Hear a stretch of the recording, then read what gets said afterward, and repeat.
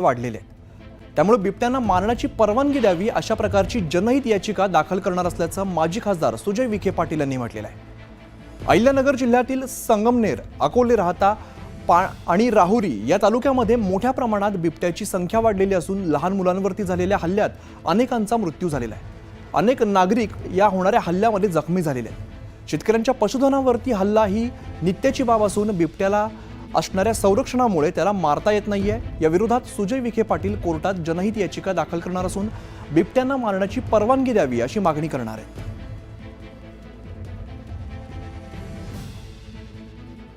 आणि आता बघूया महत्त्वाच्या बातम्या। प्रायोजक पुष्कराज रागी डिलाइट्स, महाराष्ट्राचं लाडकं आणि नंबर 1 नाचणी सत्व।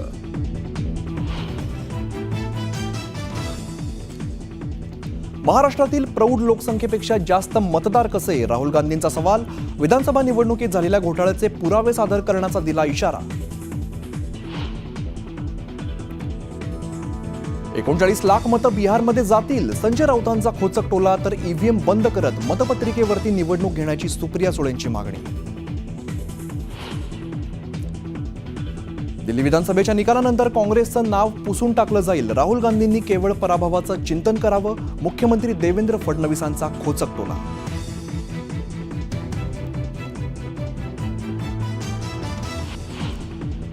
आम्ही शिवसेना उद्धव बाळासाहेब ठाकरे पक्षासोबतच राहणार। ऑपरेशन टायगरची अरविंद सावंतांनी काढली हवा।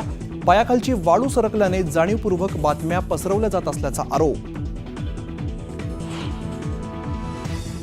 पुण्यात आमदार रोहित पाटलांनी घेतली अजित पवारांची भेट। जिल्हा नियोजन बैठकीतील भेट झाल्याची रोहित पाटलांची प्रतिक्रिया।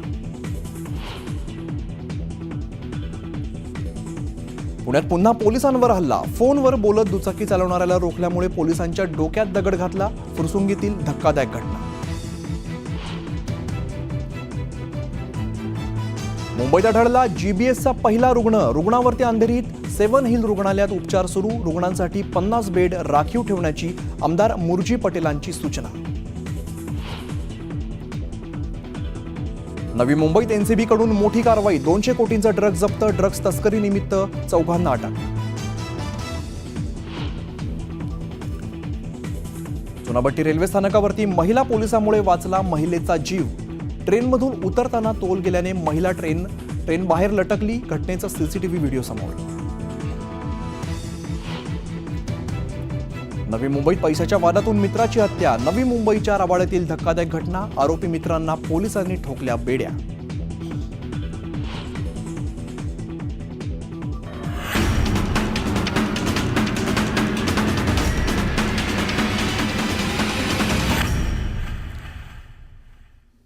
नमस्कार, मी अमित गद्रे। तुम्ही पाहता न्यूज 18 लोकमत। आणि बुलेटिनच्या सुरुवातीलाच एक मोठी बातमी येते।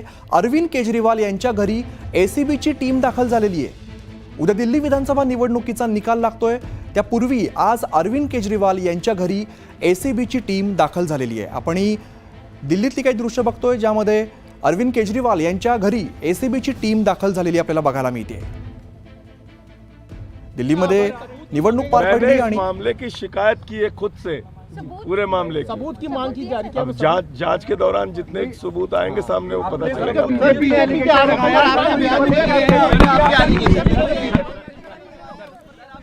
प्रशांत नीला रामदास आमचे प्रतिनिधी अधिकची माहिती देत आहेत। प्रशांत, एकीकडे उद्या निकाल लागणार आहे आणि त्यापूर्वी अरविंद केजरीवाल यांच्या घरी एसीबीची टीम दाखल झाली आहे। बरोबर आहे। येथील फिरोजशाह रोड मार्गावरतील अरविंद केजरीवाल यांच्या निवासस्थानी एसीबीची टीम दाखल झाली आहे आणि ती नोटीस देऊन बाहेर देखील पडलेली आहे। आम आदमी पक्षाचे संयोजक आणि उमेदवार जे नवी दिल्लीचे आहेत त्यांनी काही तक्रारी केल्या होत्या। त्या तक्रारीच्या आधारावरती एसीबीची टीम त्यांच्या घरी आली होती आणि त्यांनी नोटीस जो आहे त्यांना बजावलेला आहे। या संदर्भात एसीबीच्या अधिकाऱ्यांना विचारण्यात आलं। त्यांनी म्हटलं की आम्ही नोटीस देण्याकरिता अरविंद केजरीवाल यांच्या निवासस्थानी आलो होतो आणि तो नोटीस देऊन आता आम्ही बाहेर पडत आहे, असंही त्यांनी न्यूज 18 लोकमतच्या कॅमेऱ्यावर बोलताना त्यांनी सांगितलं। पण महत्त्वाचं म्हणजे हे आहे की उद्या दिल्ली विधानसभेच्या निवडणुकीचा निकाल येणार आहे। त्यापूर्वी आता ही एसीबीने कारवाई सुरू केलेली आहे। स्टुडिओ प्रशांत, ही जी नोटीस दिली त्या नोटीसीत नेमकं काय नमूद केलंय ते काही समजलंय? नाही, या संदर्भात एसीबीच्या अधिकाऱ्यांनी काही बोलण्यास नकार दिलेला आहे. पण महत्वाचं म्हणजे यापूर्वी जर बघितलं आपण, संजय सिंग यांच्या घरी देखील आज सकाळी एसीबीची टीम आली होती. त्याच आधारावरती खास करून संजय सिंग यांनी एक तक्रार जी आहे एसीबीला दिली होती, ज्यामध्ये मोठ्या प्रमाणात निवडणुकीमध्ये जो भ्रष्टाचार झाला आहे आणि ज्या पद्धतीने भारतीय जनता पक्षाच्या वतीने त्यांच्या नेत्यांना देखील पैशांसोबत सापडलं गेलेलं आहे, या सगळ्या पार्श्वभूमीवरती जी तक्रार देण्यात आली होती त्या संदर्भात ही या प्रकारची नोटीस असेल. कारण की दोन्ही बाजूने माहिती घेतल्यानंतर एसीबी कारवाई करेल अशा प्रकारचे आश्वासन दिले होते. त्याच आधारावरती अरविंद केजरीवाल यांना नोटीस बनवण्याची माहिती पुढे आलेली आहे. स्टुडिओ निश्चित उद्या दिल्ली विधानसभा निवडणुकीचा निकाल लागतो आणि त्यापूर्वी आज अरविंद केजरीवाल यांच्या घरी एसीबीची टीम दाखल झालेली आहे. आपण दृश्यांमध्ये बघतो एसीबीची टीम अरविंद केजरीवाल यांच्या घरी दाखल झालेली आहे. उद्या दिल्ली विधानसभा निवडणुकीचा निकाल लागतोय, त्यापूर्वी आज ही महत्त्वाची घडामोड म्हणावी लागेल. आणि आता घेऊया उर्वरित बातम्यांचा वेगवान आढावा.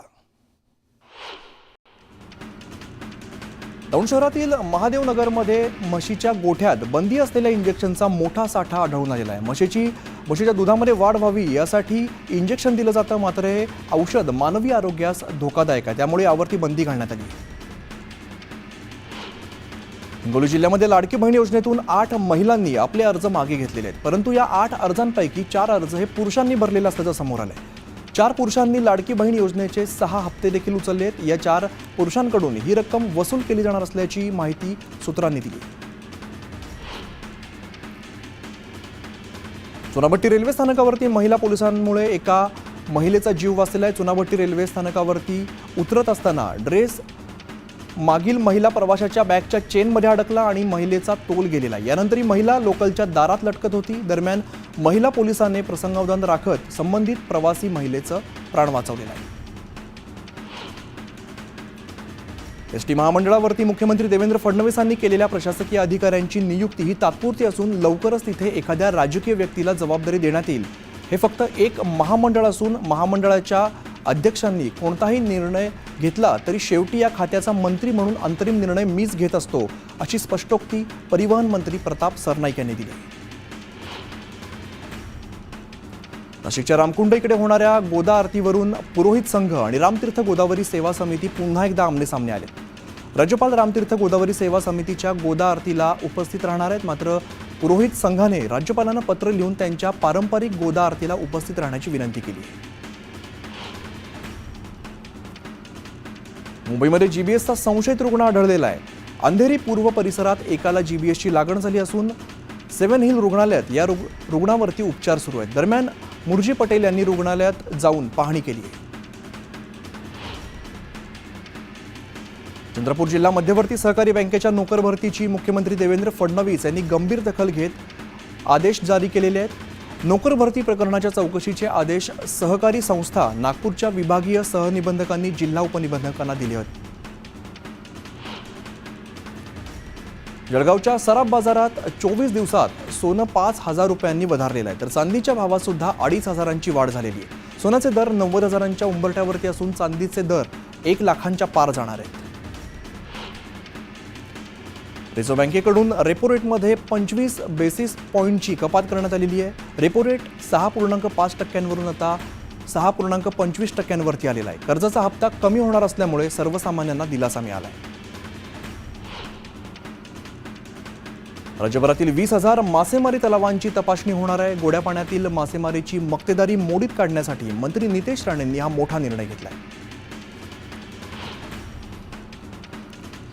सैफ अली खानवरील हल्ल्याप्रकरणी तपास करणाऱ्या पोलीस दलाला मोठं यश आलेलं आहे. आरोपी शरीफुलच्या बोटांचे ठसे जुळलेले असून आता अंतिम अहवालाची प्रतीक्षा आहे.